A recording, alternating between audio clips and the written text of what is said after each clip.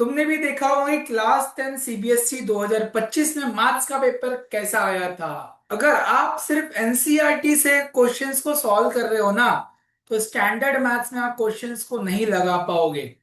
आप लोग 2025 का मैथ्स का एग्जाम का देख लो, आपको समझ में आ जाएगा।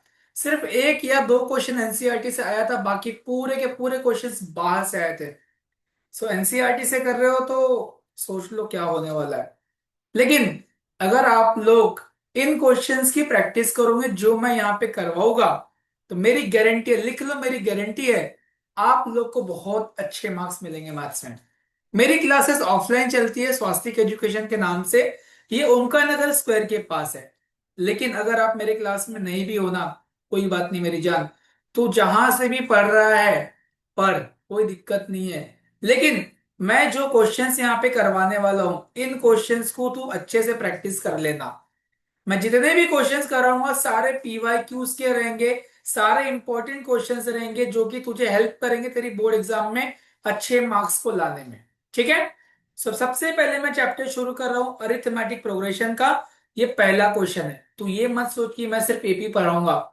मैं सारे चैप्टर के सारे इंपॉर्टेंट क्वेश्चंस करवा के दूंगा। एक क्वेश्चन का एक वीडियो रहेगा। सारे क्वेश्चंस के अलग अलग वीडियोस बनेंगे।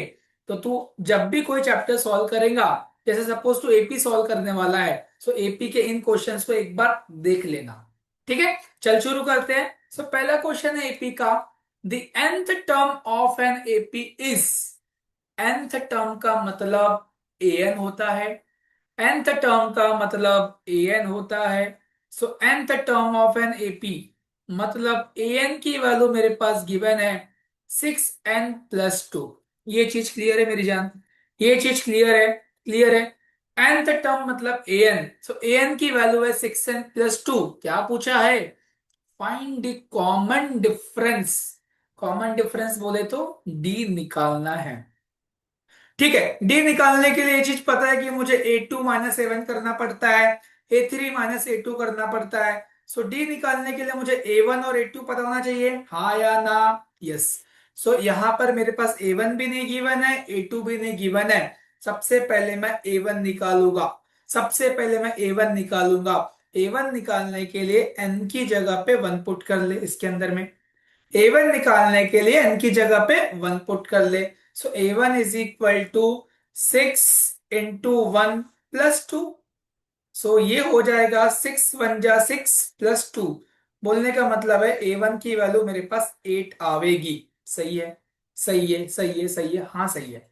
अब A2 निकाल लेता हूं। सर A2 कैसे निकालेंगे? बस n की जगह पे 2 पुट कर मेरी जान। n की जगह पे तो 2 पुट करेगा ना, तो ये हो जाएगा 6 × 2 + 2। ये हो जाएगा 6 × 2 = 12। 12 + 2 बोले तो A2 की वैल्यू आ जाएगी 14। ठीक है। अब डी कैसे निकालेंगे? अरे मेरी जान, तूने पढ़ा होगा डी निकालने के लिए मेरे यारा। डी निकालने के लिए एक फॉर्मूला है A2 - A1। A2 - A1 कर लेते, चल चल जल्दी से। 14 - 8, डी की वैल्यू आ जाएगी 6। क्लियर है बॉस? डी कितना आया? 6। डी आया 6। ये क्वेश्चन कितने मार्क का आएगा? अब 1 मार्क का आएगा बस, वो भी एमसीक्यू में। ठीक है, चल थैंक यू सो मच, तूने वीडियो देखा, बहुत अच्छा लगा। मैं चाहता हूँ तेरे मार्क्स बहुत अच्छा है बोर्ड एग्जाम में। अगर तू चाहता है तो प्लीज सारे क्वेश्चंस को अच्छे से एक बार देख लियो।